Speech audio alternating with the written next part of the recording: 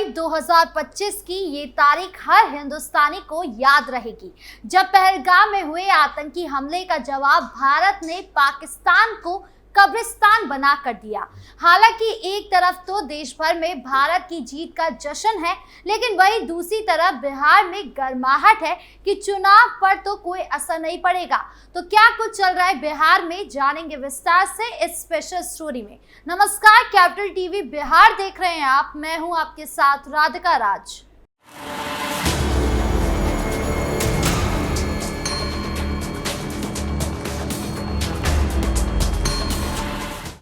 Patna junction पर हुआ बड़ा बदलाव। देश ने सोचा कुछ था और हुआ कुछ। जहां एक तरफ बिहार समेत पूरा देश मॉक ड्रिल की तैयारी कर रहा है, तो वहीं दूसरी तरफ सरकार मिसाइल दागने की तैयारी कर रही थी। सबसे पहले आपको बता दें कि मॉक ड्रिल की क्या कुछ तैयारी बिहार में की गई थी। दरअसल बिहार सरकार एक अभूतपूर्व मॉक ड्रिल आयोजित करने जा रही थी, जिसका उद्देश्य हवाई हमले जैसी आपात परिस्थितियों में राज्य की तैयारी और नागरिकों की सतर्कता का आकलन करना था।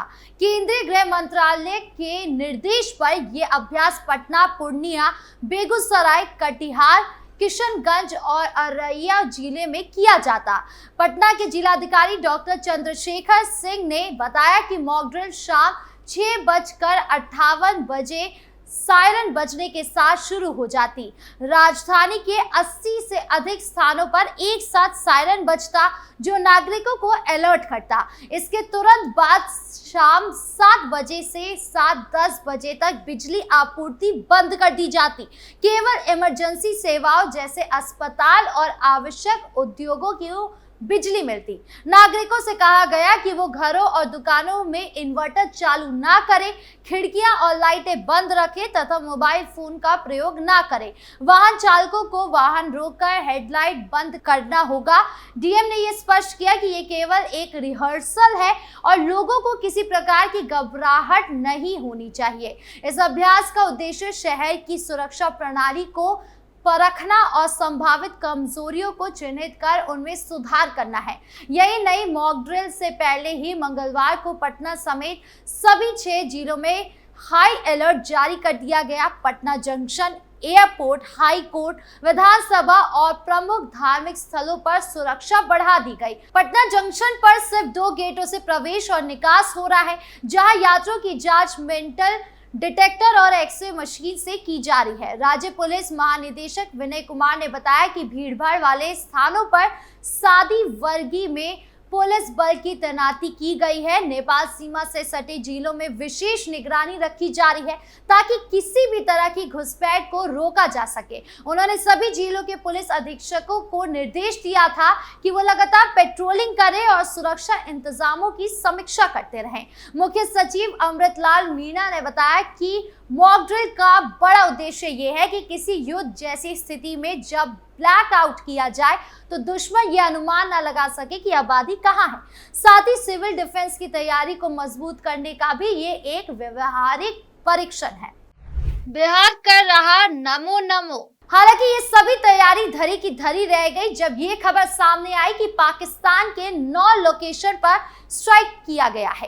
पाकिस्तान को कब्रिस्तान बनाने के बाद से पूरे बिहार में जश्न देखा जा रहा है। 7 मई को कई पटाखे फोड़े गए तो कहीं मिठाई खिलाई जा रही है। पटना में बीजेपी कार्यकर्ताओं ने जश्न मनाया, तो वहीं मुस्लिम बहुल क्षेत्र किशनगंज में भी लोगों के बीच उत्साह देखने को मिला। पीएम नरेंद्र मोदी की तारीफ हो रही है। पटना के कदम कुआ इलाके में बुद्ध मूर्ति के पास बीजेपी युवा मोर्चा के प्रदेश प्रवक्ता कृष्ण कुमार सिंह उर्फ कल्लू के साथ कार्यकर्ताओं और लोगों ने आतिशबाजी की, एक दूसरे को गुलाल लगाया। पीएम मोदी जिंदाबाद का नारा लगाते हुए नजर आए। भारतीय सेना को भी सलाम किया। हाथों में पोस्टर लेकर जश्न मनाते दिखे। पोस्टर पर लिखा था, पाकिस्तान के टुकड़े टुकड़े होंगे। पटना वासियों का कहना है कि करारा जवाब दिया गया है। कई आतंकी अड्डे तबाह हो गए हैं। कई आतंकी मारे गए हैं। पूरा देश को सेना पर गर्व है। घर में घुसकर पाकिस्तान को जवाब दिया गया है। अब पाकिस्तान कभी हिम्मत नहीं करेगा। अगर भारत में फिर आतंकी हमला कराया गया तो अगली बार टुकड़े टुकड़े हो जाएंगे। हम लोग पीएम मोदी, सेना, पूरे देशवासियों को बधाई देते हैं। भारत की ओर से की गई कार्यवाही पर मुस्लिम बहुल क्षेत्र किशनगंज में भी उत्साह देखने को मिला। शहर के गांधी चौक पर दर्जनों युवा जुटे, हाथ में तिरंगा लेकर सेना की कार्यवाही का जमकर जश्न मनाया गया। उधर बीजेपी के नेताओं ने एक दूसरे को मिठाई खिलाकर आतिशबाजी की। बीजेपी के नेता और कार्यकर्ता भारत माता की जय, वंदे मातरम, वीर जवान जिंदाबाद का नारा लगाते नजर आए। बीजेपी नेता सुशांत गोप ने कहा कि ऑपरेशन सिंदूर के तहत भारतीय सेना ने पाकिस्तान के खिलाफ जिस तरह की कार्रवाई की है, उसके बाद हम सभी भारतीय सेना का आभार व्यक्त करते हैं। उधर बिहार के सहरसा जिले में जश्न मनाया गया। बीजेपी के कार्यकर्ताओं ने पाकिस्तान मुर्दाबाद के नारे लगाए, साथ ही पटाखा जलाकर ऑपरेशन सिंदूर के लिए पीएम मोदी और देश की सेना का आभार जताया। लखीसराय में भी लोग जगह जगह पटाखे फोड़ रहे हैं, कई मिठाइयां बंट रही हैं तो कहीं अपने हिसाब से उत्साहित है। इसी तरह से और भी जिलों से तस्वीरें सामने आ रही है। वहीं गया के नूतन नगर में भी बीजेपी किसान मोर्चा के नेताओं ने जमकर आतिशबाजी की, भारत माता की जय का नारा लगाया। बीजेपी किसान मोर्चा के जिला प्रभारी डॉक्टर मनीष पंकज मिश्रा ने बताया कि एयर स्ट्राइक से भारतीयों में काफी खुशी है। तो इस जश्न के बीच बिहार के तमाम नेताओं की ओर से प्रतिक्रिया भी देखने को मिली। मुख्यमंत्री नीतीश कुमार ने ऑपरेशन सिंदूर को लेकर सोशल मीडिया एक्स पर पोस्ट किया। आतंकवाद पर पूरे देश को एकजुट बताते हुए नीतीश कुमार ने भारतीय सेना के साहस और पराक्रम का सलाम किया। पीएम मोदी के नेतृत्व में हुए उनकी तारीफ की। तो वहीं उप मुख्यमंत्री सम्राट चौधरी ने सोशल मीडिया एक्स पर ऑपरेशन सिंदूर को लेकर कई पोस्ट किए। उन्होंने अपने एक पोस्ट में लिखा, भारत का आरंभ, पाकिस्तान का अंत, भारत माता की जय। दूसरे पोस्ट में सम्राट चौधरी ने लिखा, चुन चुन कर मारा, घुस घुस कर मारा, ये नया भारत है। राजद सुप्रीमो लालू यादव ने ऑपरेशन सिंदूर को लेकर भारतीय सेना के लिए सोशल मीडिया एक्स पर पोस्ट किया। वहीं जेडीयू सांसद से मंत्री ललन सिंह ने पोस्ट करके भारतीय सेना के शौर्य को सलाम किया। तो वहीं तेजस्वी यादव ने क्या बोला, सुनिए। भारत, भारतीयों और भारतीय सेना ने कभी भी आतंकवाद, अलगाववाद को बर्दाश्त नहीं किया है, ना ही करेंगे। भारतीय सेना ने हमेशा से माँओं की कोख, बहनों की कलाई और सिंदूर की रक्षा की है। हम भारतीय लोग अहिंसा, सत्य और शांति में विश्वास करने वाले लोग हैं। हम लोगों ने कभी भी किसी का नुकसान नहीं किया, हम लोगों ने कभी भी किसी के साथ गलत नहीं किया।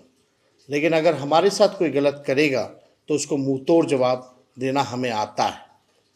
भारतीय सेना जिंदाबाद, हिंदुस्तान जिंदाबाद, जय हिंद। ऑपरेशन सिंदूर के बाद टलेगा बिहार चुनाव। चलिए अब जानते हैं उस सवाल का जवाब जिससे हर बिहारी जानने के लिए बेताब है कि क्या ऑपरेशन सिंदूर के बाद बिहार चुनाव टल जाएगा।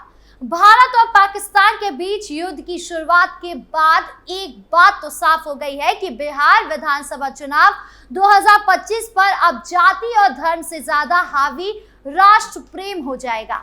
ऐसा इसलिए कि राष्ट्रवाद के आगे कोई वाद नहीं चलता।